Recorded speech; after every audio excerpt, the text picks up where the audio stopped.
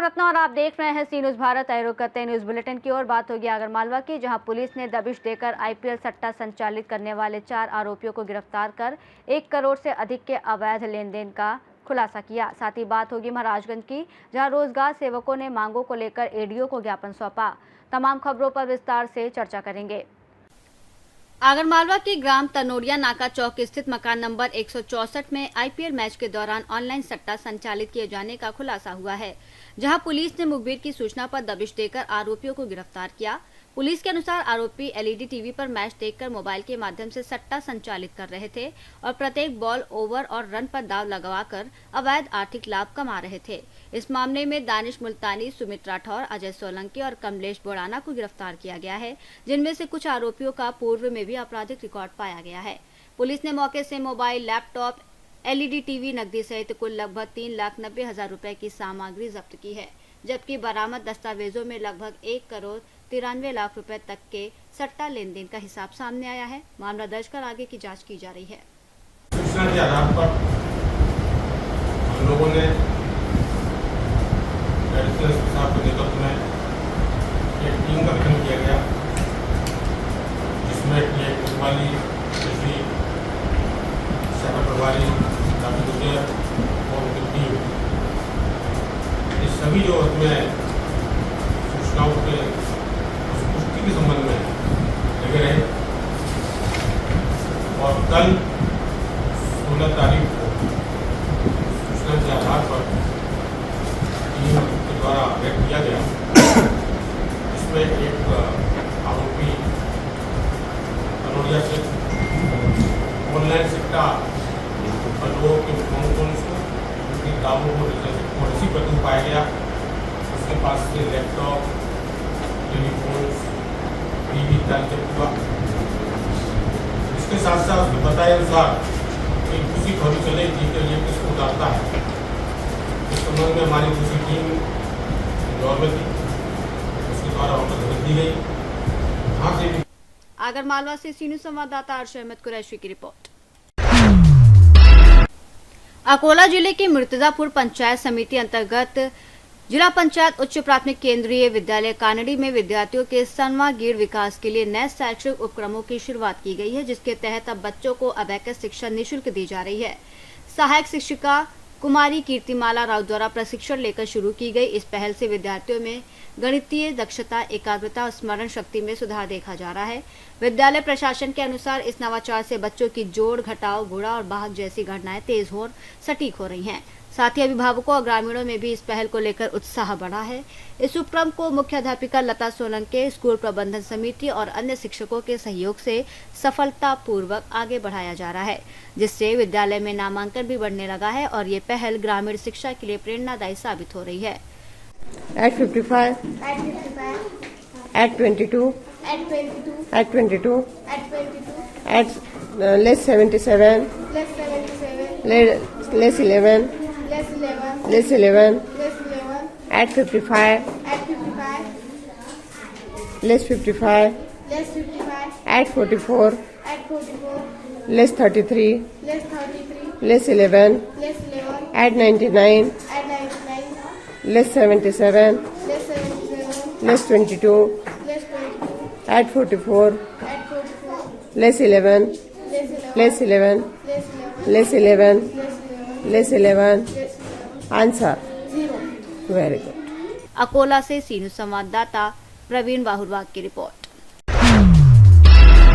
बालौदा बाजार में राज्य शासन के निर्देशानुसार आमजन की समस्याओं के त्वरित और प्रभावी निराकरण के उद्देश्य से सुशासन तिहार 2026 का आयोजन किया जाएगा, जो 1 मई से 10 जून तक ग्रामीण और शहरी क्षेत्रों में जन समस्या निवारण शिविरों के रूप में संचालित होगा।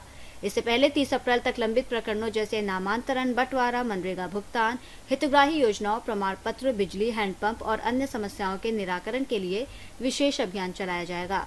इस दौरान पात्र हितग्राहियों को उज्ज्वला योजना, राशन कार्ड, आयुष्मान भारत और सामाजिक सुरक्षा पेंशन जैसी योजनाओं का लाभ भी दिया जाएगा। शिविरों में प्राप्त आवेदनों का अधिकतम 1 माह में समाधान सुनिश्चित करने के निर्देश दिए गए हैं।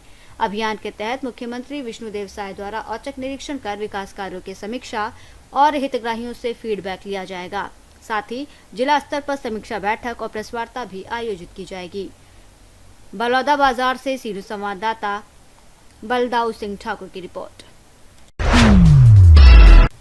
बलौदा बाजार में जिला पंचायत सभा कक्ष में नारी शक्ति वंदन अधिनियम के समर्थन में भव्य कार्यक्रम आयोजित किया गया, जिसमें बड़ी संख्या में महिलाओं ने भाग लेकर अपना समर्थन व्यक्त किया। राजस्व मंत्री टंकराम वर्मा ने इसे महिला सशक्तिकरण की दिशा में ऐतिहासिक कदम बताते हुए कहा कि इस अधिनियम से लोकसभा और विधानसभा में 33% आरक्षण मिलने से महिलाओं की राजनीतिक भागीदारी बढ़ेगी। कार्यक्रम में जिला पंचायत अध्यक्ष आकांक्षा जायसवाल और कलेक्टर कुलदीप शर्मा ने भी इसे महिलाओं के राजनीतिक सशक्तिकरण की दिशा में महत्वपूर्ण बताया। इस अवसर पर उत्कृष्ट कार्य करने वाली महिलाओं को सम्मानित किया गया और उपस्थित जनप्रतिनिधियों महिलाओं ने हस्ताक्षर अभियान के माध्यम से समर्थन दिया। इससे पहले हाई स्कूल प्रांगण से जिला पंचायत कार्यालय तक भव्य पदयात्रा निकाली गई, जिसमें बड़ी संख्या में महिलाओं ने भाग लेकर जागरूकता का संदेश दिया। बलौदा बाजार से सीनियर संवाददाता बलदाऊ सिंह ठाकुर की रिपोर्ट। ललितपुर जनपद की तहसील मड़ावरा में यातायात प्रभारी टीएसआई आलोक कुमार और उनकी टीम द्वारा अम्बेडकर जयंती के दौरान ओवरलोड और ओवर हाइट वाहनों पर ऑनलाइन चालान की कार्रवाई की गई। जानकारी के अनुसार कस्बे की मुख्य सड़कों पर ऐसे वाहनों के कारण आए दिन जाम की स्थिति बनी रहती है, जिससे आम लोगों को आवागमन में परेशानी होती है। स्थानीय लोगों का कहना है कि कस्बा को कोतवाली बने 1 साल और तहसील बने 10 साल हो चुके हैं, बावजूद इसके यातायात पुलिस की अस्थायी व्यवस्था नहीं की गई है, जिससे समस्या लगातार बनी हुई है। ग्रामीणों ने नियमित जाँच अभियान और यातायात व्यवस्था को मजबूत करने की मांग की है। ललितपुर से सीनियर संवाददाता राकेश कुमार वैद्य की रिपोर्ट। निचलौल ब्लॉक में रोजगार सेवकों सहित मनरेगा कर्मियों ने अपनी विभिन्न मांगों को लेकर एडीओ को ज्ञापन सौंपा है। इसमें बकाया मानदेय का भुगतान, ईपीएफ राशि को यूएएन खाते में स्थानांतरित करने और समान कार्य के लिए समान वेतन की मांग शामिल है। साथ ही 4 अक्टूबर 2021 को लखनऊ में मुख्यमंत्री द्वारा घोषित मानव संसाधन नीति को अब तक लागू न किए जाने पर नाराजगी जताई है। मांगों के समर्थन में रोजगार सेवक संघ सहित तकनीकी सहायक, अकाउंटेंट और कंप्यूटर ऑपरेटर्स ने कलमबंद हड़ताल की चेतावनी दी है। इस दौरान संघ के कई पदाधिकारी और बड़ी संख्या में कर्मी मौजूद रहे और अपनी मांगों के शीघ्र समाधान की अपील की। 4 अक्टूबर 2021 को डिफेंस एक्सपो पार्क लखनऊ में माननीय मुख्यमंत्री आदित्यनाथ जी द्वारा एक घोषणा किया गया कि रोजगार सेवकों के साथ साथ जितने मनरेगा कर्मी हैं, एपीओ, अकाउंटेंट, कंप्यूटर ऑपरेटर, सबका हित संरक्षित करने के लिए HR पॉलिसी लाई जाएगी। परंतु बड़े अफसोस के साथ बताना पड़ रहा है, युवा घोषणा अब तक अमल में नहीं लाई गई। इन्हीं सब समस्याओं को लेकर के हम सभी दिनांक 16/4/2026 से 25/4/2026 तक कलमबंद हड़ताल करने हेतु का ज्ञापन खंड विकास अधिकारी महोदया को दिया गया है और आज 16 तारीख से 25 तारीख तक हम सभी मनरेगा कर्मी कलमबंद हड़ताल पर रहेंगे और सरकार से इन मांगों के लिए हम निवेदन करते हैं, आग्रह करते हैं कि सरकार हमारी। महाराजगंज से सीनियर संवाददाता अरुणेश कुमार गुप्ता की रिपोर्ट। सिंगरौली में नगर निगम आयुक्त सविता प्रधान ने 16 अप्रैल से 30 अप्रैल तक चलने वाले स्वगणना अभियान को लेकर नागरिकों से सक्रिय भागीदारी की अपील की है। उन्होंने बताया कि मोबाइल ऐप के माध्यम से नागरिक घर बैठे अपनी जानकारी आसानी से दर्ज कर सकते हैं और ये प्रक्रिया मात्र 1 मिनट में पूरी हो जाती है। आयुक्त ने स्वयं भी स्वगणना कर अभियान की शुरुआत की और इसे जनगणना को सरल, पारदर्शी और डिजिटल बनाने की दिशा में महत्वपूर्ण कदम बताया। इस दौरान उन्होंने नागरिकों से मकान की स्थिति, पेयजल सुविधा, अनाज और वाहन संबंधी जानकारी साझा करने का आग्रह किया, जिससे आंकड़े अधिक सटीक बन सके। कार्यक्रम में सहायक आयुक्त ज्योति सिंह और जनगणना अधिकारी हुसैन अली भी मौजूद रहे। नमस्कार, मेरा नाम सविता प्रधान है और मैं आपके शहर की प्रमुख जनगणना अधिकारी हूँ।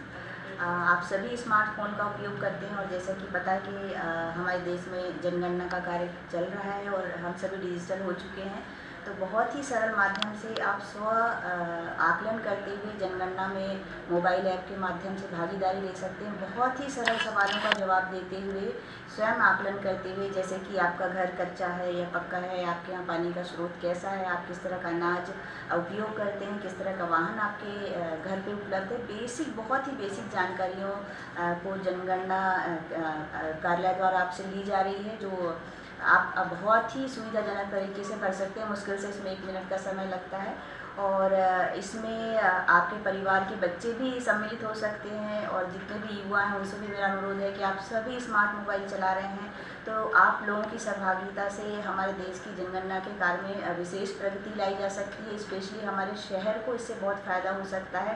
तो पुनः मैं आप सभी से अनुरोध करती हूँ कि आप 16 तारीख से लेकर के 30 तारीख तक के स्वयं जनगणना में भाग लेते हुए 1 मिनट का समय देते हुए भारत की जनगणना में बहुत ही अच्छा योगदान दे सकते हैं। तो मैं आशा करती हूँ सिंगरौली से सी न्यूज़ संवाददाता मिथिलेश की रिपोर्ट। बुलेटिन में फिलहाल इतना ही। देश और दुनिया की तमाम बड़ी खबरों के लिए देखते रहिए सी न्यूज़ भारत।